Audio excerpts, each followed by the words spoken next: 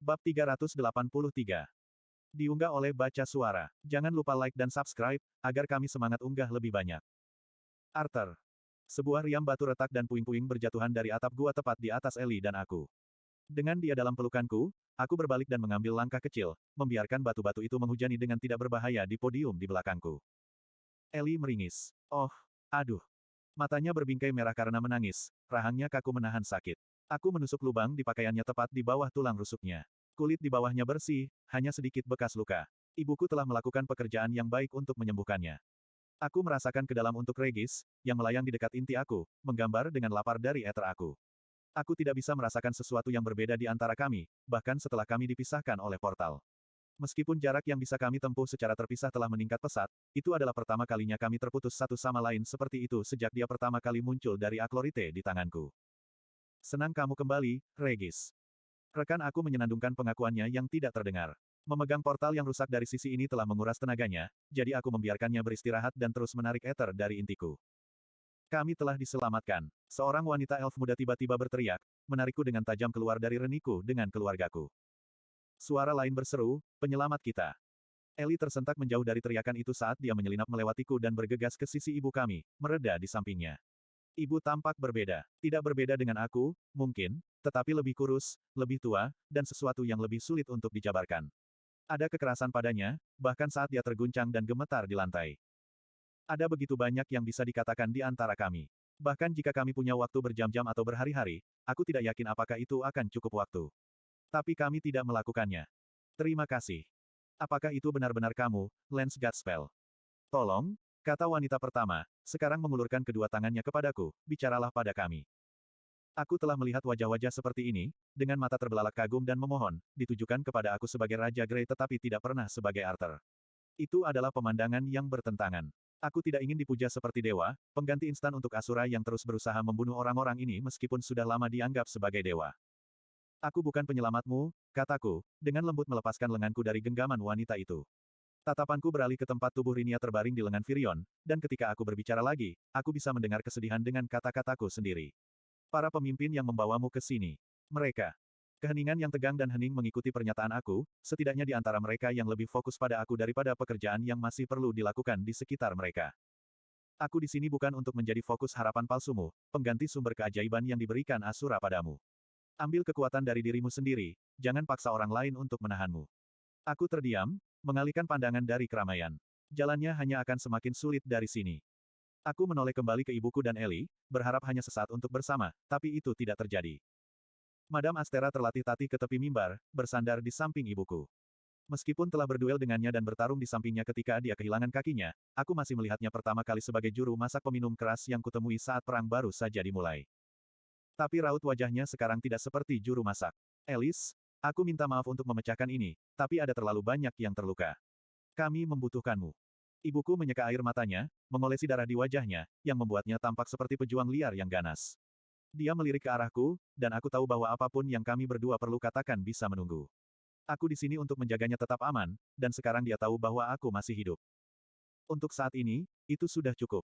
Ibu berbalik dan meluncur dari mimbar, bergerak pertama ke Angela Rose dan Durden, yang kusadari sedang berjongkok di salah satu bangku batu lebar yang mengelilingi portal Relictums. Angela Rose tampaknya menyukai kakinya, tetapi Durden berbaring diam, matanya terbuka tetapi tidak fokus, jejak darah mengalir di satu telinga. Regis, bisakah kamu membantu ibuku lagi, bahkan jika itu hanya yang paling mengerikan? Dia tidak akan memiliki kekuatan untuk menyembuhkan semua orang ini sendirian. Yang aku lakukan hanyalah menarik ether ke dalam mantra, yang bereaksi dengan vivum alami di Regis terhenti. Ya, baiklah. Tapi lebih baik aku mendapatkan semacam kenaikan gaji, di sini.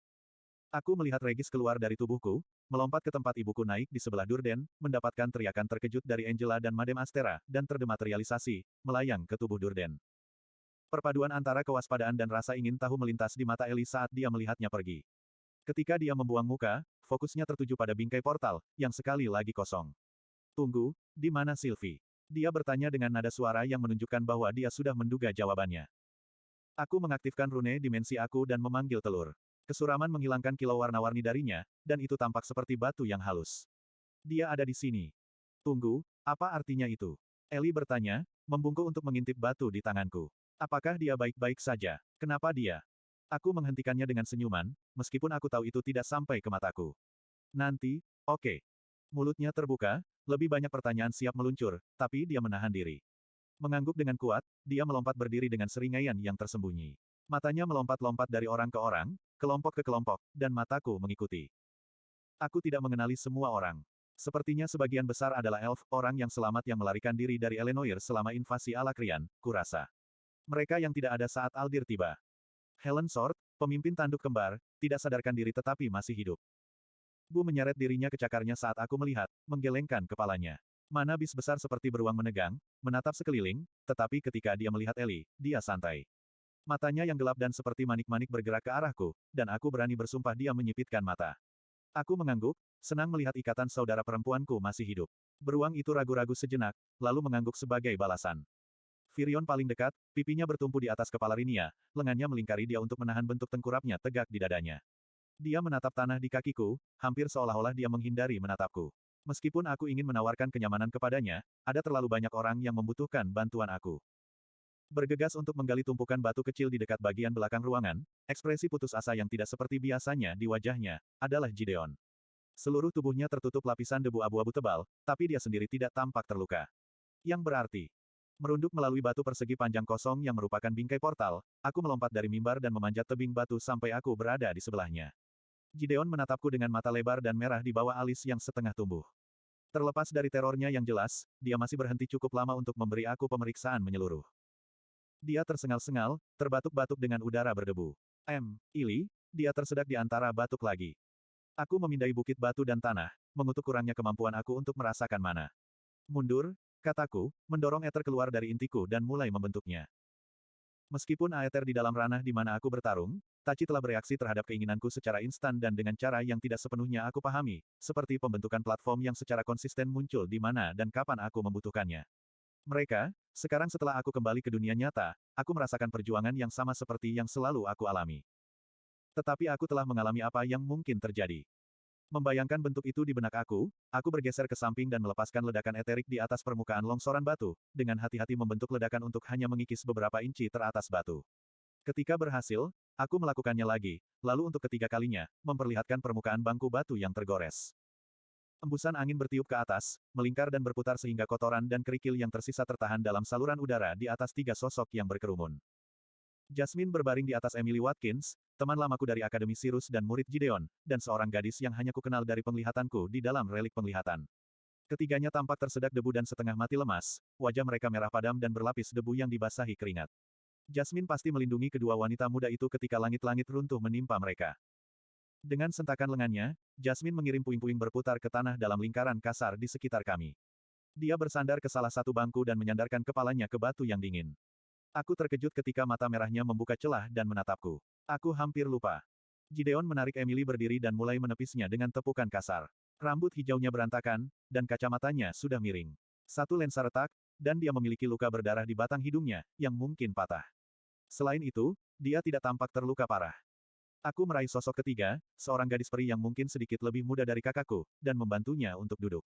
Dia menjauh dariku untuk bersandar pada Jasmine, yang meringis. Baru saat itulah aku melihat luka dalam di sisi Jasmine, luka bersih yang menembus kulit hitam armornya dan daging di bawahnya. Dia mengikuti pandanganku, menatap luka itu seolah baru menyadarinya ada di sana. Gadis elf itu melakukan hal yang sama, merintih pelan. Jasmine. Mentor dan teman lama aku mengacak-acak rambut gadis itu dengan cara yang sangat tidak mirip melati. Aku akan baik-baik saja. Tatapan merahnya kembali padaku. Jadi, ketika kita semua di sini berjuang untuk hidup kita, kamu sibuk mengecat rambutmu, ya? Aku tertawa kaget. Itu bergema dengan canggung melalui gua, berbenturan dengan suara kesakitan dan penyesalan yang mengelilingiku. Aku senang kamu mengenaliku. Jasmine mengangkat bahu. Kamu bisa saja kembali dengan kulit hijau dan tiga kepala, dan aku masih mengenalmu. Aku senang kamu tidak mati, Arthur. Dan aku senang kamu tahu bagaimana menggunakan lidahmu saat aku pergi, kataku, menyenggol kakinya dengan milikku. Emily mengulurkan tangan dan menyentuh lenganku seolah mencoba memastikan bahwa aku nyata. Seni, benarkah? Dia terdiam, dan aku menyadari ada semburat kehijauan di wajahnya yang senada dengan rambutnya. Hanya, berbalik, dia bergegas pergi, membungkuk, dan sakit. Tetaplah di sini, aku akan pergi menjemput ibuku, kataku, memperhatikan Emily dengan ekspresi khawatir terukir di wajahku. Aku baik-baik saja, ulang Jasmine bersikeras. Kemudian dia melirik ke belakang Emily. Dia mungkin telah memukul kepalanya. Baiklah, Tunggu saja di sini, kataku, memindai ruangan untuk mencari ibuku.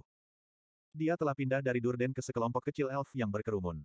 Seorang wanita tua tergeletak di tanah di antara mereka. Aku bisa melihat Regis di dalam dirinya, bergerak ke seluruh tubuhnya dan menarik Ether ke dirinya sendiri. Aether tampaknya mengabaikan luka-lukanya, dan ibuku menggelengkan kepalanya. Slot iklan. Kamu bisa pasang iklanmu di sini.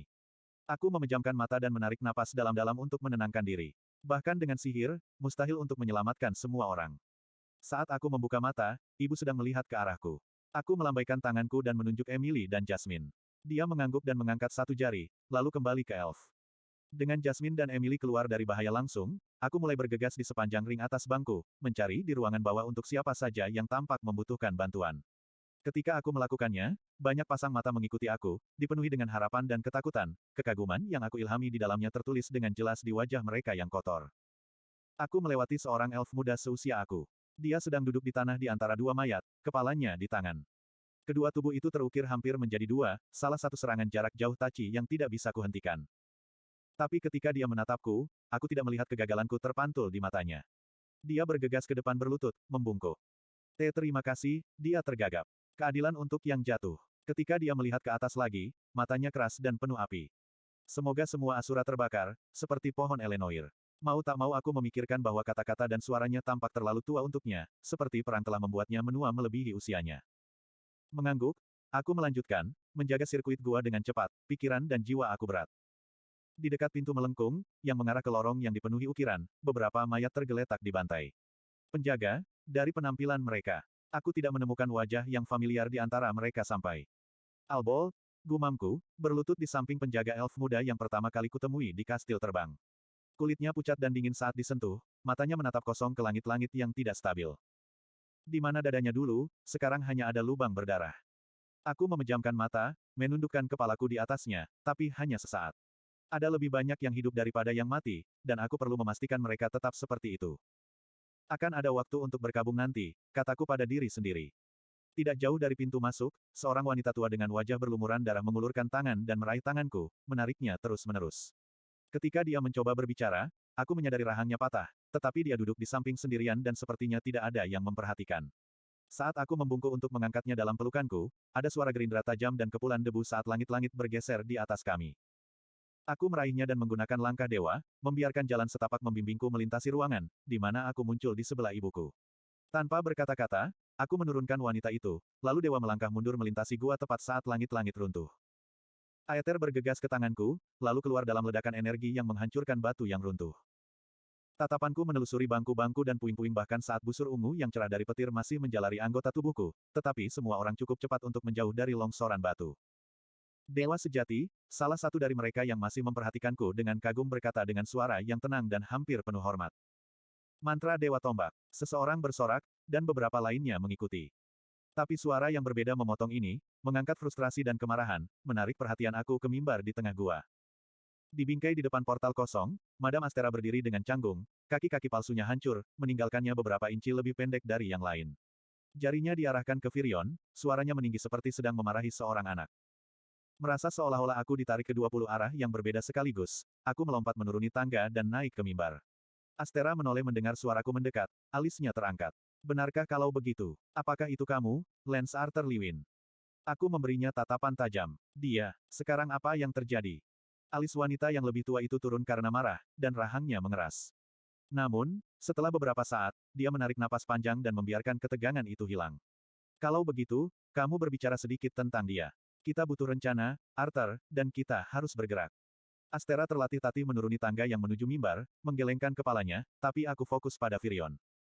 Dia tidak menatapku sampai aku duduk di sebelahnya. Wanita dalam pelukannya adalah Rinia, aku tahu itu, tapi dia terlihat sangat tua, seperti dia telah hidup 10 hari untuk setiap hari yang berlalu. Dia terlalu banyak menggunakan kekuatannya, Virion menegaskan, seolah mencabut pikiran itu dari pikiranku. Melihat Tachi datang, tetapi tidak tahu bagaimana cara menghindarinya. Dia menutup matanya dan menggelengkan kepalanya dengan pahit. Aku mengecewakannya, Arthur. Aku tidak ada saat dia membutuhkanku. Aku merasakan kepedihan karena penyesalan dan keraguan Virion cocok dengan diri aku sendiri. Menjangkau, aku memegang lengan bawahnya dengan kuat. Dia melakukan apa yang harus dia lakukan, Virion. Rinia tahu lebih baik daripada kita semua tentang harga menggunakan kekuatannya, dan dia tetap melakukannya. Dengan lembut aku menyingkirkan seikat rambut putih abu-abu yang jatuh menutupi wajahnya. Ibu dan adikku hidup karena Rinia. Lagi. Rinia Darkasan selalu menjadi karakter yang penuh teka-teki dalam hidup aku, cepat memberikan nasihat misterius, kata-kata yang samar-samar tetapi menyembunyikan detail nyata apapun tentang masa depan. Namun, ketika hal-hal yang paling mengerikan, dia tampaknya muncul entah dari mana, seperti hantu dari bayang-bayang, untuk memberikan keselamatan. Gema kata-katanya dari dulu kala kembali ke aku saat itu, hampir seperti aku mendengarnya untuk pertama kalinya. Dia mengatakan kepada aku untuk memiliki jangkar, untuk menetapkan tujuan bagi diri aku sendiri, dan aku pikir aku memiliki kekuatan, cukup untuk menjaga orang-orang yang aku cintai tetap aman, tapi aku menatapnya, lalu berkeliling ke gua yang hancur. Itu tidak pernah cukup. Yang, aku kira, itulah sebabnya dia memberi aku nasihat lain di kemudian hari, jangan kembali ke cara lama kamu. Seperti yang kamu ketahui, semakin dalam kamu masuk ke lubang itu, semakin sulit untuk keluar kembali. Dan aku memiliki jalan panjang untuk menjadi orang yang aku inginkan. Kapalan yang kubangun di sekitar diriku untuk bertahan hidup di Alakria tidak akan memudar dalam sehari, tapi pada akhirnya akan hilang, jika kubiarkan. Begitu ibuku menyembuhkan siapa yang dia bisa, kita harus bergerak, kataku, memperhatikan Firion dengan hati-hati. Aku tidak punya cara untuk mengetahui semua yang telah dia lalui sejak kepergianku, tapi dia tampak terlalu dekat dengan titik puncaknya. Mungkin kita bisa membuat semacam tugu atau... Tidak, kata Firion, matanya berkedip. Aku tidak bisa, aku tidak akan meninggalkannya di sini. Aku mengangguk mengerti, tapi tatapan tajam ke beberapa mayat lain, terlihat jelas di antara reruntuhan. Aku mengerti, Firion. Aku akan kembali untuk mayatnya nanti. Jadi mereka semua bisa menerima penguburan yang layak. Suara Firion menyerah, dan dia mengangkat bahu. Baiklah kalau begitu. Aku tidak mengerti ini, bagaimana kamu di sini, tapi aku senang kamu masih hidup, Arthur. Orang-orang ini membutuhkan pemimpin yang kuat. Aku meletakkan tangan di bahunya, menatap matanya dengan serius. Mereka sudah punya satu. Seolah menunggu isyarat, Astera muncul kembali bersama Helen, Gideon, dan seorang wanita elf setengah baya yang tidak kukenal. Penemu mengulurkan tangan kepadaku. Aku menerimanya dengan tegas, melirik ke tempat Emily duduk meringkuk bersama Jasmine, Ellie, dan gadis peri muda itu. Bu sangat dekat dengan saudara perempuan aku sehingga dia praktis duduk di atasnya. Gegar otak, tapi ibumu sudah melihatnya, kata Gideon, suaranya serak. Sampai di sini tepat pada waktunya, seperti biasa. Ingin membuat pintu masuk, bukan begitu, Arthur. Terlepas dari nada pedasnya, aku tahu ini adalah cara Gideon mengucapkan terima kasih sambil menangkis emosi yang sebenarnya. Kita akan punya banyak waktu untuk mengejar ketinggalan dan mencari tahu di mana Lance Arthur bersembunyi selama berbulan-bulan ini setelah kita keluar dari sini, potong Astera. Setidaknya di sini, Gliders, Earthbones, dan Ifsar Boy harus tersebar di seluruh terowongan, menunggu kabar bahwa aman untuk keluar. Petik 2. Tapi kemana kita pergi dari sini? Tanya wanita elf itu. Dia memiliki wajah yang baik di balik jalinan rambut pirang kusut yang baru saja mulai beruban. Kami tidak bisa kembali ke tempat kudus, berkompromi seperti itu. Mata hijau daun yang cerah terfokus padaku. Apa bimbinganmu, Lance? Tolong, Arthur baru saja kembali, kata Helen cepat, nadanya defensif. Dia mungkin tidak tahu apa yang dia jalani. Kamu tidak bisa mengharapkan dia untuk mengambil kepemimpinan dari semua orang ini, Saria. Wanita elf itu menundukkan kepalanya dengan hormat. Tentu saja, Nona Sword. Aku hanya berpikir, karena kekuatannya yang jelas, mungkin. Firion, apakah kamu punya sesuatu untuk dimasukkan? Gideon bertanya dalam keheningan yang mengikuti kata-kata elf, Saria. Semua orang menatap komandan, yang masih duduk di tanah dengan Rinia ditarik ke arahnya. Tatapannya membuntuti dari satu set kaki ke kaki berikutnya, tidak pernah naik lebih tinggi. Tepat ketika sepertinya dia tidak akan merespon sama sekali, Firion berkata, aku butuh waktu. Jangan melihat kepada aku untuk kepemimpinan, tidak sekarang. Aku tidak bisa memberikannya padamu. Saria berlutut padanya, mengulurkan tangannya, lalu ragu-ragu dan menariknya. Firion, kamu telah menjadi pahlawan bagi semua elf sepanjang hidup aku. Dan aku mengerti rasa sakit yang kamu hadapi sekarang, aku mengerti. Ibuku sendiri terbaring mati tidak 50 kaki dari sini. Tapi kita tidak boleh menyerah pada kesedihan kita, jangan sampai kita berisiko kehilangan sisanya juga. Aku mengulurkan tanganku ke Firion. Dia benar, kakek, kami membutuhkanmu. Firion melihat di antara kami, air mata deras mengalir di matanya, dan meraih tanganku. Saria menurunkan mayat Rinia ke tanah sementara aku menarik Firion berdiri. Kami semua menyaksikan dalam diam saat Saria membuka selempang di pinggangnya dan meletakkannya dengan hormat di wajah Rinia. Cakar tergores ke batu saat Regis melompat ke arah kami, membuat anggota dewan lainnya tersentak mundur. Kami telah melakukan semua yang kami bisa untuk yang terluka, katanya lelah, lalu hanyut ke dalam tubuhku. Yang lain menatapku dengan bingung, tetapi terlalu lelah dan kewalahan untuk menekan detailnya. Oke, ayo kita bergerak, kataku, sudah merasakan beban harapan gabungan mereka. Meskipun lelah dan waspada untuk bepergian lagi, tidak ada seorang pun di antara yang selamat yang ingin berlama-lama di gua, yang terus bergetar dan menghujani debu dan kerikil secara acak. Aku menangkap banyak pandangan gugup yang dilemparkan ke bingkai portal juga, seolah-olah mereka takut Tachi akan muncul kembali kapan saja. Almarhum dibaringkan dengan hormat semampu kami, tetapi kemudian kami melanjutkan perjalanan. Terowongan yang mengarah menjauh dari ruang turun seluruhnya tertutup ukiran tidak seperti apapun yang pernah kulihat di sekitar reliktem di Alakria. Aku hanya bisa berharap akan ada kesempatan untuk kembali di masa depan, seperti yang telah aku janjikan kepada Virion, sehingga aku dapat mempelajarinya lebih dekat. Kami tidak pergi jauh sebelum Eli meraih lenganku dan menarikku berhenti. Ada sesuatu di depan, sebuah jebakan. Bergerak maju sendirian, aku menemukan lorong itu dibanjiri dengan ether. Aku bisa merasakan ujung efeknya, memperingatkanku agar menjauh dari tempat ini, mendorong kami maju dengan kecepatan penuh. Aku meraih aether itu, merasakan tujuan dan bentuk mantra yang dilemparkan oleh Jin dulu sekali, dan seolah-olah lorong dipenuhi sarang laba-laba, aku melambaikannya ke samping. Ada kilau ungu di udara saat partikel ether tenggelam kembali ke dinding, membersihkan lorong. Sebuah terkesiap berlari melalui kelompok. Aku mengabaikannya, melambaikan tangan ke depan. Ayo terus bergerak. Terowongan ini berada jauh di bawah tempat kudus, dan kami berbaris selama lebih dari 1 jam tanpa melihat tanda-tanda kehidupan. Eli, yang telah berjalan bersamaku di depan dan memberiku petunjuk, tiba-tiba mengangkat tangan, memaksa berhenti. Ada tanda tangan mana di depan, di sana? Saat dia mengatakannya, setengah wajah mengintip dari terowongan sempit yang bercabang dari jalan lebar yang kami ambil. Rambut hitam legam membingkai wajah porselen pucat, yang darinya menatap satu mata besar berwarna coklat. Bibir tipis Katin terbuka saat dia melangkah ke tempat terbuka, sepertinya melupakan kewaspadaannya. Dia mengamati kelompok itu dengan cepat, tetapi tatapannya tertuju padaku, dan dia mengerutkan kening dalam-dalam. Dia menatap Eli, lalu aku lagi, dan akhirnya menggosok matanya. Siapa, Aart? Apakah itu? Tidak ada waktu, gerutu Astera dari atas Bu. Di mana kelompokmu yang lain? Katin telah mengambil beberapa langkah cepat ke arahku, tetapi berhenti pada kata-kata Astera dan tiba-tiba menjadi tegak mengingat alasan dia bersembunyi. Kami berlindung di sebuah gua sekitar 20 menit lebih jauh di bawah terowongan ini. Setelah merasakan niat Asura menghilang, aku keluar untuk menunggu. Aku belum melihat orang lain. Kelompok kami beristirahat sementara Katin bergegas untuk mengambil kelompok lain yang selamat. Ketika mereka kembali, aku senang melihat ada berapa banyak. Beberapa saat diambil untuk reuni, lalu kami mulai berbaris maju lagi. Bulah yang memperingatkan kami selanjutnya, mengendus dalam-dalam dan menggertak melewatiku untuk berada di depan Eli, mendapatkan teriakan kaget dari Astera. Ada apa, Bun? Eli bertanya, menekankan tangannya ke bulu coklat tebalnya. Ada yang datang. Baunya seperti darah. Aku melangkah keluar di depan kelompok itu dan menunggu, berputar-putar di antara jari-jariku untuk berjaga-jaga jika aku perlu membuat senjata. Langkah kaki yang lambat dan tidak stabil bergema di terowongan tepat sebelum siluet bersatu keluar dari kegelapan. Untuk sesaat aku pikir itu pasti semacam monster, lalu aku menyadari kebenarannya. Seorang pria jangkung berbahu lebar mendekat, dan di lengannya dia memegang sosok lain yang lebih kurus. Rambut berwarna mahoni terangkat dari kepala pria itu, runcing seperti surai singa. Mata coklat yang intens mencari-cari sesuatu di belakangku dengan putus asa. Kurti, teriak Katin, memisahkan diri dari kelompok dan berlari melewatiku, hanya untuk berhenti. Oh, oh tidak.